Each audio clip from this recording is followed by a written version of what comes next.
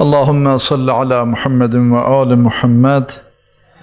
Euzu billahi mineşşeytanirracim.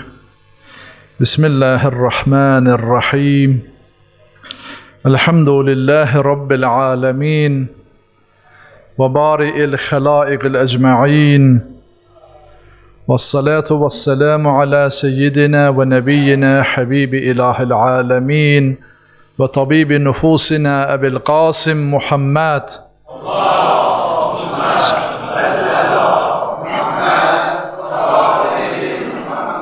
وآله الطيبين الطاهرين المنتجبين المكرمين واللعن الدائم على أعدائهم أجمعين من الآن إلى قيام يوم الدين. أما بعد، قال الله تعالى في كتابه الكريم: بسم الله الرحمن الرحيم: ومن يتوكل على الله فهو حسبه إن الله بالغ أمره قد جعل الله لكل شيء قدرا. Sadakallahul aliyyul azim. Eyyuhel mu'minun, usikum ve nefsi bitekvallah. Əziz möminlər, sizləri və özümü ilahi təqvaya dəvət edirəm. Allah Teala bizləri təqva əhlindən qərar versin inşallah. Bu mübarək cümə gününün rəhmətini, məğfirətini, bərəkətini hər birimizə nəsib eləsin. Bugünkü cümə xütbəsinin birinci hissəsi ümid və şükür ki, imanlı qəlbin sütunudur və eyni zamanda ümidlə bərabər təvəkkül hissinin yaranması var. Allah-u Teala bu gözəl hissləri müminin qəlbində yaranmasını tövsiyə edir ki, bu hisslər, bu güc vasitəsilə insan övladı həyatında olan çətinliklərin, sıxıntıların, qorxuların və narahatlıqların öhdəsindən gələ bilsin. İnsan övladı həyatda var ikən, yəni hansı gündən ki var, o gündən bəri fərqli çətinliklərlə, sıxıntılarla qarşılaşar.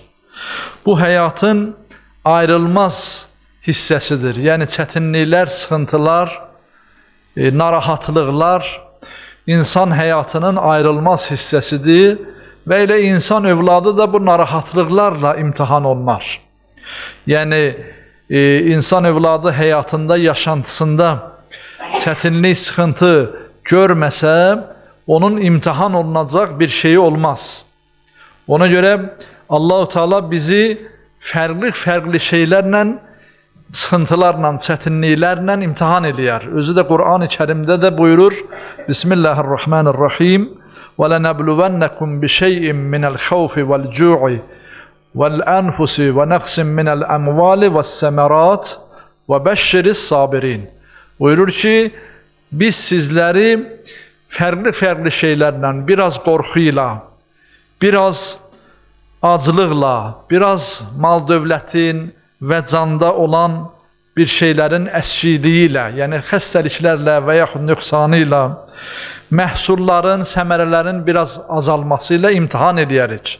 Sonra buyurur ki, bu imtihan olunan şeylərə kim səbr eləsə, onları cənnətlə müjdələ. Yəni, imtihanlar Allah Teala'nın qoyduğu bir ilahi sünnədir. Həyatımızda rast gəldiyimiz çətinliklər, sıxıntılar, maniyələr, narahatlıqlar, bu bir ilahi sünnədir. Bundan qaçmamız mümkün deyil. Bəs bunlardan necə nicat tapacağıq? Bu çətinliklərdən, bu sıxıntılardan qəlbimizin, ruhumuzun, zehnimizin, düşüncəmizin əziyyət çəkmədən necə bu vəziyyətdən çıxacağıq? Bunun yolunu da Allah Teala bizlərə gözəl şəkildə göstərib.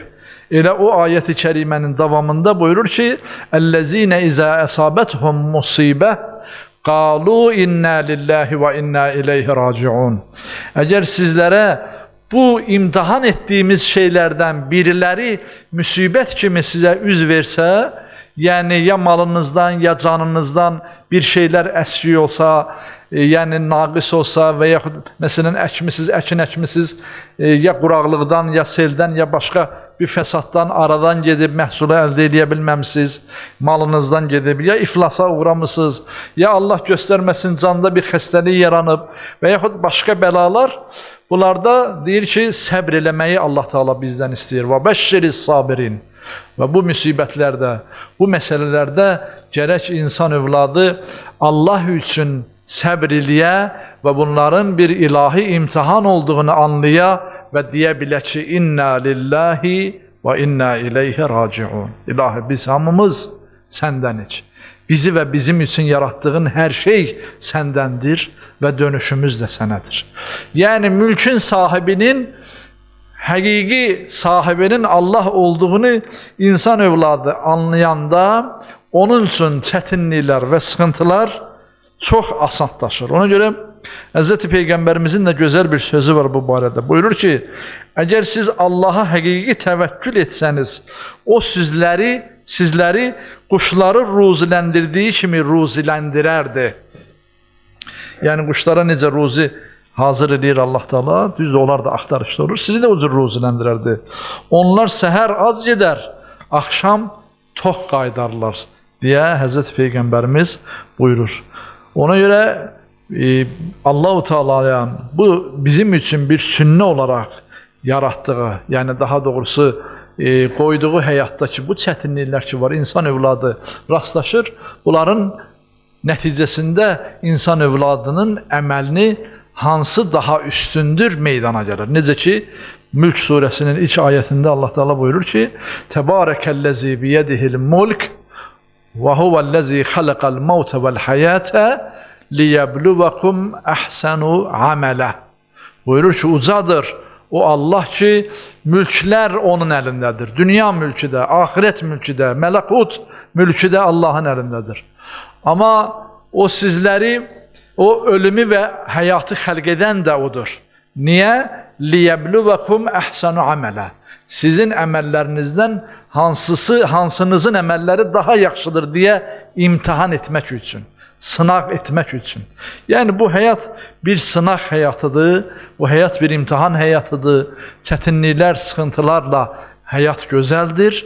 Sadəcə o çətinliklər, o sıxıntılar, o narahatlıqlar qəlbimizi, ruhumuzu zədələməsin deyə, yəni süsləşməyək deyə, həyatdan küsməyək deyə, ümidsizliyə qapılmayaq deyə Allah Teala bizə gözəl, böyük bir qapı açır.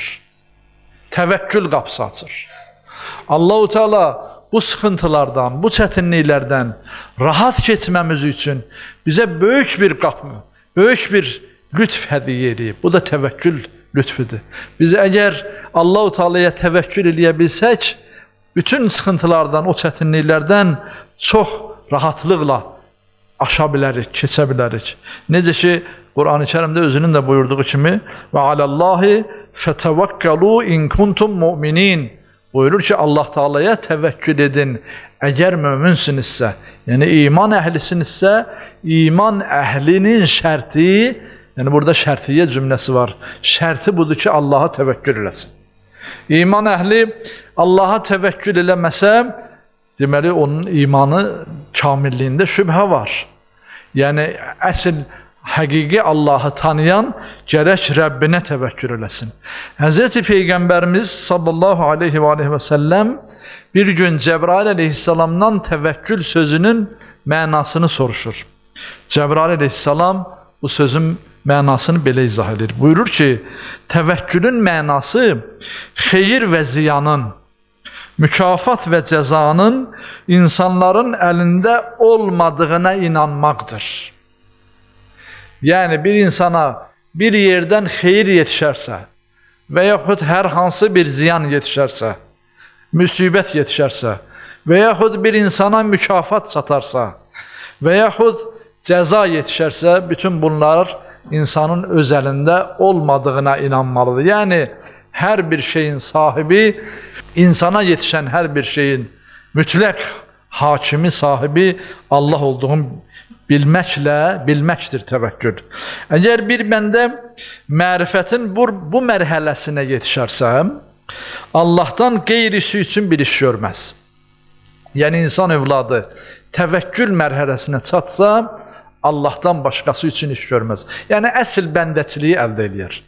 Mən deyərdim ki, təvəkkül bəndəçiliyin əsl zirvəsini fəth eləməkdir.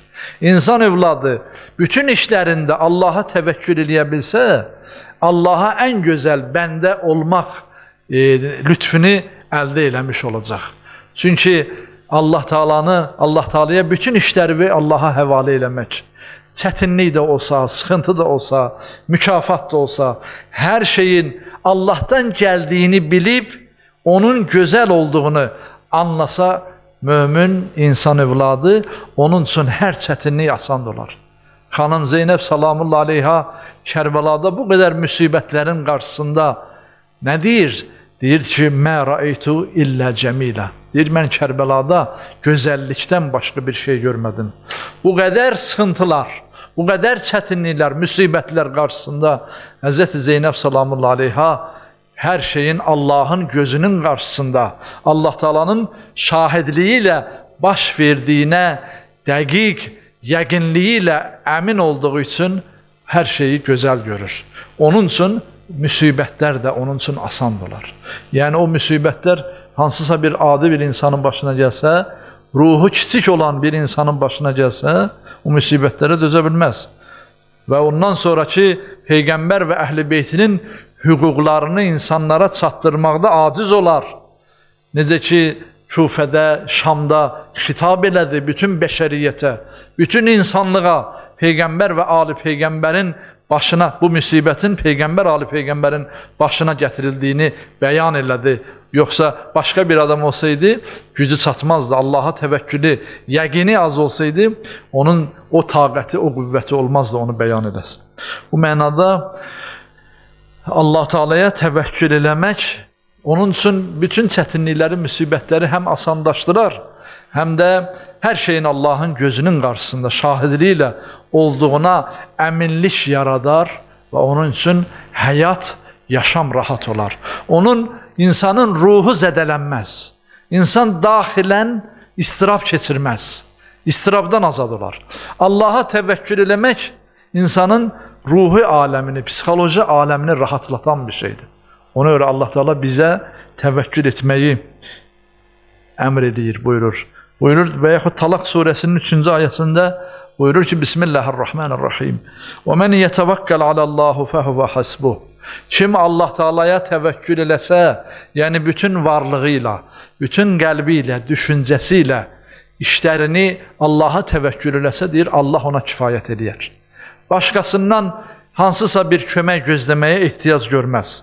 İnnallâhe bəliğu əmrih davamında buyurur. Çünki Allah öz əmrini çatdırandır və iradəsini də həyata keçirəndir. Allah Teala bütün işlər barəsində öz əmrini çatdırandır. Öz iradəsini, istəyini yerinə yetirəndir. Yəni Allah istəsə, nəyə istəsək Allahın qüdrəti çatar, gücü çatar. Tək bəndə Allaha təvəkkül eləyə bilsin. Allaha təvəkkül eləsə, onun üçün çətin olan, problem kimi görünən, müşkül kimi görünən bir iş ona xeyrə çevirilər. O ilk baxışda insan üçün müşkül görünər. Əgər o müşkülə, o problemə səbr eləyib dözsə, Allah üçün dözə bilsə və Allaha təvəkkül eləsə, Allah Teala mütləq onun müqabilində ona xeyir, mükafat inayət edər. Qad cəalallahu li kulli şey'in qadra, şey'in qadra. Allah Teala hər bir şeyi təqdiri ilə, yəni qədəri ilə xəlq eləyib, miqdarı ilə xəlq eləyib. Başqa bir hədis-i şərifdə İmam Musa Kazım əleyhissalamdan bu ayət-i kərimə barəsində soruşanda İmam buyurur ki, təvəkkülün, Allaha təvəkkül etməyin özünün müxtəlif mərhələləri var. Yəni bir mərhələdən də ibarət deyil. Təvəkkülün mərhələlərindən biri də bütün işlərdə Allaha təvəkkül edib, Allahın sənin rəftarından razı olmasıdır. Allah Teala'nın sənin üçün xeyir və fəzilətdən başqa bir şey istəmədiyini, bütün işlərin onun ixtiyarında olduğunu bilməsidir. Yəni bunu bəndə bilməsi lazımdır ki, Allah Teala bizlər üçün xeyirdən və fəzilətdən başqa bir şey istəməz. Allah bizim üçün şər bir şey istəməz. Allah Teala bizim üçün yəni dünyada cəza gətirəcək bir şey istəməz. Bəndəsi üçün bunu bir bəndə anlaya bilsə ki, Allah-u Teala mənim üçün heç bir şər istəməz və Allaha təvəkkül eləsə, Allah Teala bizim üçün şər görünən bir şeyi xeyrə çevirəcək. Mütləq o xeyirlə əvəz olacaq. Və inşallah onun mükafatını elə bu dünyadaca çox keçmədən əldə eləyər, eyni zamanda qiyamət günü də əldə eləyər. Ona görə deməli işlərini ona həvalə etməklə İmam buyurur ki, Allaha təvəkkül elə. Digər bir təfsirdə məsələnin əsl həqiqətini belə izah edirlər ki, maddi aləmdə iradənin, yəni bir insanın istəyinin, iradəsinin nüfuz eləməsi, yəni məqsədə yetməsi üçün həm təbii amillərə, həm də nəfsani amillərə ehtiyac var. Yəni ətrafda olan təbii hadisələr nəticəsində insan öz məqsədinə, ehtiyacda olduğu məqsədinə yetişə, həm də ki, öz nəfsində olan məsələləri həll edə bilər. Amma insanı bəzən məqsədinə çatmaq üçün onu ayıracaq bəzi hadisələr baş verir. Yəni məqsədə yetişə bilmək üçün bir sıra insanın özündə ruhi amillər meydana gəlir. Məsələn, insan bəzən bir işə yetişə bilmək üçün bəzi şeylərdə görərsən ki, iradə zəifliyi göstərər. Və yaxud qorxar, və yaxud qəmə, qüssəyə qapılar, tələskənlik eləyər, ədalətsizliklə rastlaşar və yaxud təcrübəsizlik səbəbindən özünün çatmaq istədiyi məqsədinə çata bilməz. Bu zaman, yəni müəyyən insanın özünün nəfsində də olan maniyələr insanın məqsədinə yetişməyə mane olar. Və bu zaman deyir ki, insan övladı gərək Allaha təvəkkül eləsin. Allah Teala'ya təvəkkül eləsə, nəfsindən qaynaqlanan bu mənfi xüsusiyyətlər insanın məqsədinə yetişmək üçün mane olan bu maniyələr yavaş-yavaş aradan gedər və iradəsi möhkəmlənər. Əgər iradə zəifliyi göstəribsə, qorxaqlıq edibsə, təcrübəsizlik edibsə, Allah Teala ona iradə möhkəmliyi bəxş edər. Allah Teala ona qətiyyət verər ki, onun ruhu və ruhu sıxıntıları qarşısında yəni qalmasın, ruhu sıxıntıları aradan geçsin. Bu ancaq və ancaq təvəkkül sayəsində meydana gəlir. Eyni zamanda sonra buyururlar ki, yəni bu ayətin təfsirində, Talaq surəsinin 3-cü ayəsindəki bu ayənin təfsirində buyururlar ki, eyni zamanda Allah Teala o bəndə ki, Rəbbinə bütün işlərini qəlbi ilə təvəkkül eləsə, Rəbbinə həvalə eləsə, Allah-u Teala ona qeybdən kömək eləyər. Yəni qeybi aləmdən Allah Teala onun işlərinin, müşkillərinin həll olunmasına yardım eləyər. Yəni təvəkkül dairəsi, mərhələləri çox genişdir, çox mərhələlidir. İnsan övladı nə dərəcədə Allah Teala'ya, yaradanına qarşı, Rəbbinə qarşı işlərini həvalə etdiyi Rəbbinə qarşı nə qədər inanclıdır, etibarlıdır, yəqini var. Yəni o yəqinə görə Allah Teala da insanlarla o cür rəftar edir. Ona görə Hz. Peyğəmbərimizdən də gözəl bir hədis şərif var. Buyurur ki, Hz. Rasulullah buyurur ki, Allah Teala buyurmuşdur, mən bəndəmin mənə olan gümanı kimiyəm. Mən bəndəmin mənə olan gümanı kimiyəm. Yəni bəndəm mənə hansı gümandadırsa, hansı zəndədirsə, mən də ona qarşı o zəndəyəm. Bəndə Rəbbinə qarşı bütünlüklə yəqinliyi varsa, yəqini möhkəmdirsə Allah Teala'ya qarşı, təvəkkülü möhkəmdirsə, Allah Teala da mütləq onun qarşılığını verəcək. Mən də deyir, ona qarşı o cür olaram. Yox, zəif olarsa, təbii ki, Allah Teala da bəndəsinə qarşı təvəkkülü zəif olduğu üçün, yəqinliyi də zəif olduğu üçün Allahın da bəndəsinə qarşı münasibəti onun səviyyəsində olar. Davamında buyurur ki, elə isə məni istədiyi kimi güman eləsin, zənn eləsin. Yəni, məni zənnində istədiyi kimi düşünsün, fikirləşsin. Yəni, zənnində Allaha necə yer verir, Bu mənada insanın düşüncəsindədir bu məsələlərin həlli. Təvəkkül məsələsi, yəqinlik məsələsi, bunlar insanın düşüncəsindədir, insanın daxili aləmindədir, ağlındadır. Gərək düşüncədə bu problemləri həll eləyək ki, Allah Teala'dan da onun nəticəsini ala. Yəni, gümanında necədirsə, qarşılığını da o cür alarsın. Yenə də Həzrəti Peyğəmbərimiz buyurur ki, sizlərdən heç bir kəs Allaha pis güman edən halda dünyasını dəyişməsin. Çalışın bu dünyadan Rəbbinizə qarşı ümidsiz, pis gümanla dəyişməyin. Allah göstərməsin. Allah Teala'dan ümidsiz köçmək, elə bu hər işi dünyada nə qədər eləyə bildimsə elədim, eləyə bilmədimsə qaldı. Allah göstərməsin, qiyamət günündə də eyni ilə onun müqabili ilə qarşılaşarıq. Əgər inşallah bu dünyada necə işlərimizdə, necə dünya işlərimizdə Allaha təvəkkül eləyə biliriksə, qiyamət gününə olan işlərimizi də, axirət gününə olan əmrlərimizi də, işlərimizi də gərək Allaha o cür təvəkkül eləyək ki, qiyamət günündə Allahla üzləşəndə, onunla qarşı-qarşıya gələndə, onun, necə deyirlər, düşüncəmizdə olan müqabilini Allah Teala'dan ala bilək. Bəhrəsini Allah Teala'dan ala bilək. Ona görə Həzrəti Resulullah buyurur ki, Allaha qarşı, Rəbbinizə qarşı heç vaxt pis gümanla olmayın. Onun rəhmətinə sığının. Düzdür, onun əmrlərindən qorxun, onun əzab vəd etdiyi məsələlərdən qorxun, amma eyni zamanda ona sığının, ona güvənin və bütün işlərinizdə də ona təvəkkül edin ki, dünya və axirət işləriniz, hətta düşüncələriniz və ruhlarınız itminanda olsun, yəni rahatlıqda olsun, aramlıqda olsun. Müsəlmanın, möminin aramlığı da ondadır. Yəni, möminin aramlığı əslində onun təvəkkülünün səviyyəsindədir. Nə dərəcədə Allaha təvəkkül eləyə bilir? Ona görə təvəkkül məsələsi Allah Teala'nın bizə bəxş elədiyi ən böyük bir lütfüdür. Allah bizi təvəkkül edən bəndələrindən qərar versin inşallah. Allah Teala bizi qarşımıza çıxan bu dünya sıxıntılarının qarşısında bizi təslim eləməsin. O da yenə özümüzdən asılıdır.